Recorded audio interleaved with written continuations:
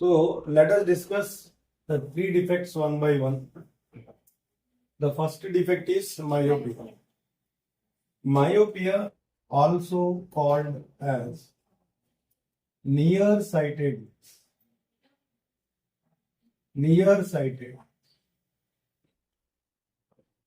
or short sight. Nearsightedness or short sight. ఇక్కడ దీని అర్థం ఏంటి? వాడి టైటిల్లో క్లియర్ గానే ఇస్తాడు. షార్ట్ సైట్ అండి. చూడండి, నియర్ అంటే ఇక్కడ అర్థం నియర్ ఆబ్జెక్ట్స్ అండి.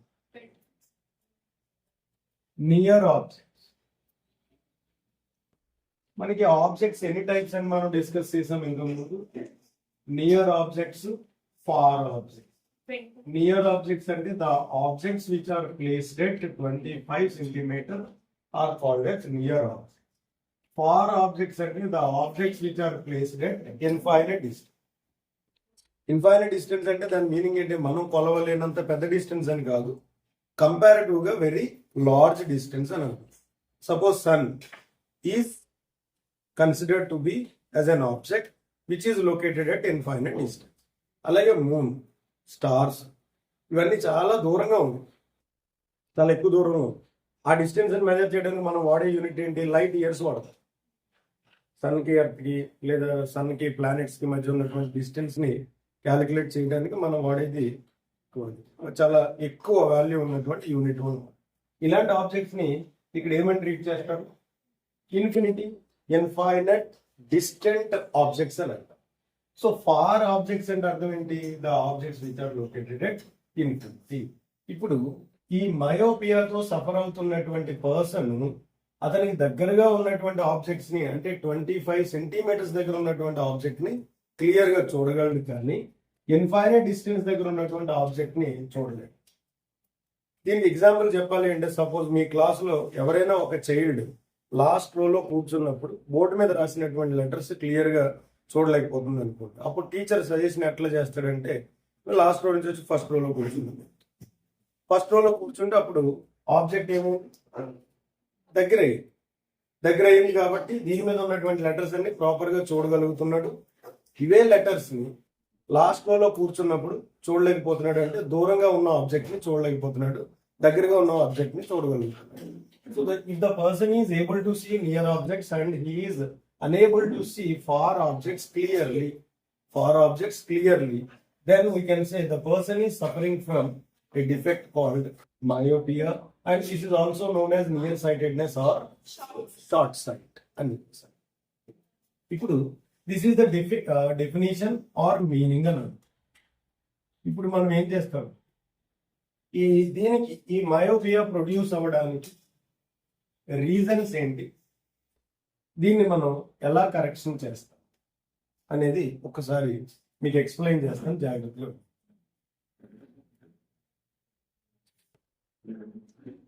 స్ట్రక్చర్ ఆఫ్ హ్యూమన్ ఐలో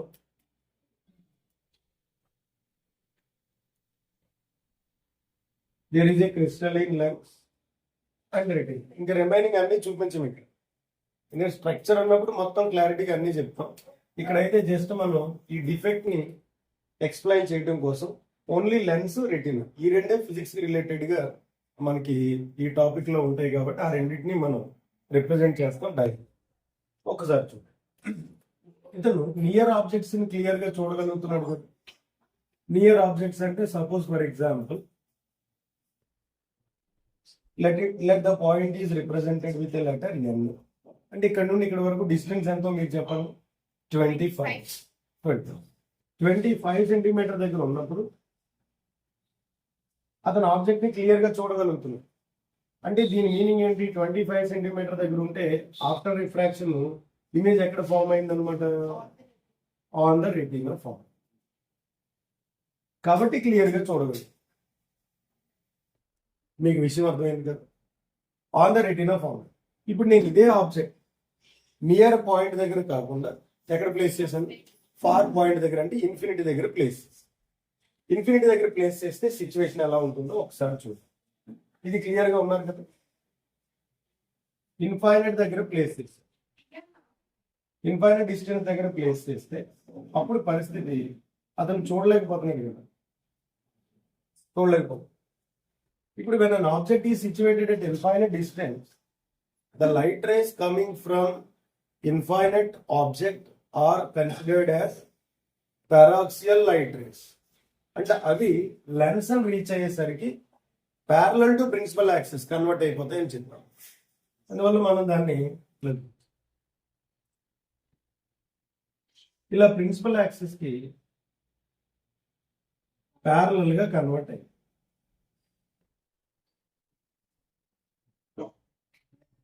అంటే ఆబ్జెక్ట్ ఎక్కడ ఉంది, ఇన్ఫినిటీ దగ్గర ఉంది.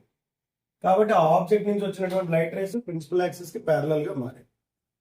ఇన్ఫినిటీ దగ్గర ఉన్నప్పుడు పర్సన్ మయోపియాతో సఫర్ అవుతున్నాడు కాబట్టి ఆ ఆబ్జెక్ట్ ని చూడలేటువంటి దానికి సంబంధించినటువంటి ఇమేజ్ ఎక్కడ ఫామ్ అవుతుంది, రెటీనా మీద ఫామ్ అవుతుంది. రెటీనా మీద కాకుండా ఇన్ ఫ్రంట్ ఆఫ్ రెటీనా కానీ beyond the retina or behind the retina కానీ ఫామ్ అవుతుంది. ఈ కేసులో మయోపియా కేసులో ఏం జరుగుతుందంటే in front of retina form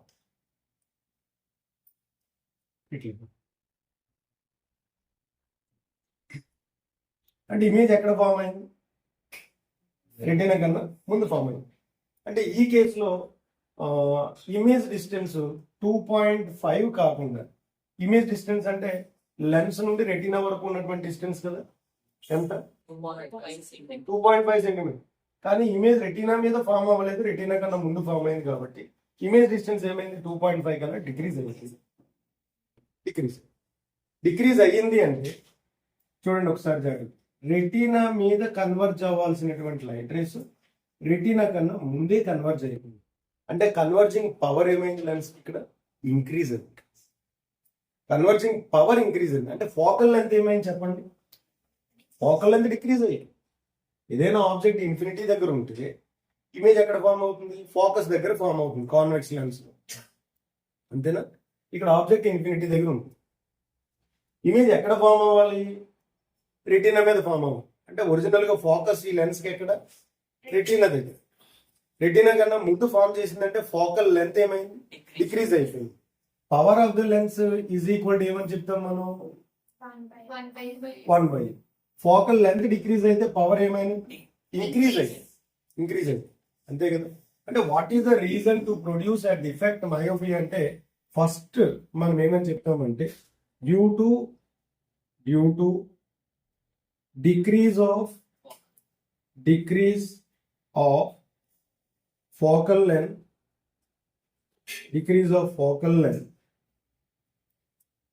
of eye lens, consequently its power increases. అది కూడా మీరు ఇంకొక రీజన్ గా due to increase of power of the lens, due to increase of power of lens. Power increase అవ్వటం వల్ల రెటీనా కన్నా ముందే form అయిపోయాయి, ముందే ఇమేజ్ ఫామ్ అయింది. అందువల్ల ఇప్పుడు ముందు ఫామ్ అయితే ఇక్కడ rod cells cone cells activate అవ్వవు కాబట్టి ఇన్ఫర్మేషన్ ఆప్టిక్ నర్వ్ ద్వారా బ్రెయిన్ కి వెళ్ళదు. అందువల్ల ఇక్కడ ఇమేజ్ ఫామ్ అయింది అనేటువంటి సెన్స్ మన బ్రెయిన్ క్యాచ్ చేయలేదు, అప్పుడు ఆబ్జెక్ట్ కనిపించట్లేదు. అది విషయం. ఓకే, తర్వాత మూడవ డిఫెక్ట్ కూడా చెప్తాము. ఏమంటుందంటే ఒకసారి చేద్దాం. దీన్ని మనం ఐబాల్ అని, ఐబాల్ మొత్తం బయట తీస్తే ఐబాల్. ఈ ఐబాల్ యొక్క సైజ్ ఇంక్రీజ్ అయితే, ఐబాల్ యొక్క సైజ్ ఇంక్రీజ్ అవడం అంటే డయామీటర్ పెరిగిపోయింది. ఐబాల్ యొక్క సైజ్ ఇంక్రీజ్ అవడం, సైజ్ అంటే ఏంటి ఇక్కడ డయామీటర్. ఈ డయామీటర్ ఇలా ఇంక్రీజ్ అయిపోతే రెటీనా పొజిషన్ ఏమైంది, ఇంకా కొంచెం వెనక్కి మూవ్ అయిపోయింది. రెటీనా పొజిషన్ వెనక్కి మూవ్ అయిపోయింది అంటే ఇప్పుడు ఇమేజ్ రెటీనా మీద ఫామ్ అవుతుంది, రెటీనా కన్నా ముందే ఫామ్ అయినట్టు అనిపిస్తుంది మనకి, రెటీనా కన్నా ముందే ఫామ్ అయినట్టు అనిపిస్తుంది. ఎందుకంటే సపోజ్ ఇలా ఉందండి, ఈ కేసులో రెటీనా మీదే ఫామ్ అవుతుంది, కానీ మనం లెన్స్ ను మార్చలేదు, ఆబ్జెక్ట్ డిస్టెన్స్ ను మార్చలేదు. ఏమైందంటే ఐబాల్ యొక్క సైజ్ పెరిగిపోయింది, అప్పుడు రెటీనా మీదే ఫామ్ అయింది, ప్రీవియస్ రెటీనా మీద ఫామ్ అయింది. దీని యొక్క సైజ్ ఇంక్రీజ్ అవడం వల్ల మనకి ఎలా కనిపిస్తుంది, రెటీనా కన్నా ముందు ఫామ్ అయినట్టు అనిపిస్తుంది. మీకు అర్థమైందా పాయింట్? సో ఇక్కడ 3 రీజన్స్ ఏంటి అంటే, ఒకటి focal length of the lens decrease అవ్వటం, దాని కరస్పాండింగ్ గా పవర్ ఇంక్రీజ్ అయ్యిందని చెప్తాం. మూడవది ఏంటంటే due to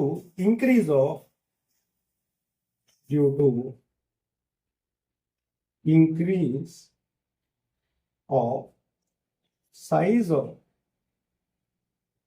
of eyeball. That means eyeball becomes too long and rational. Eyeball becomes too long.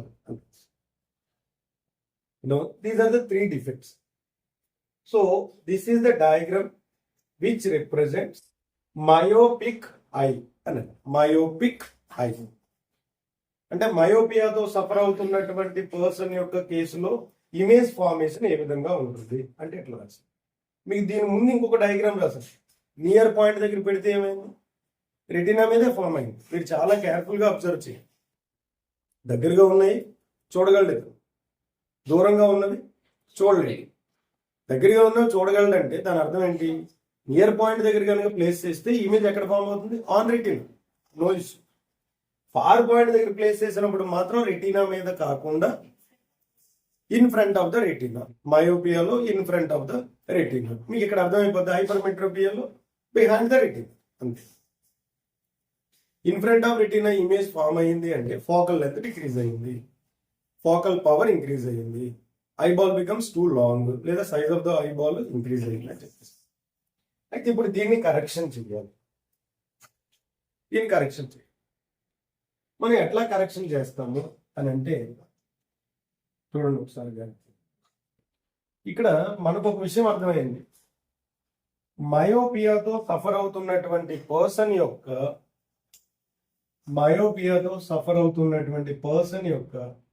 Near point 25 centimetres.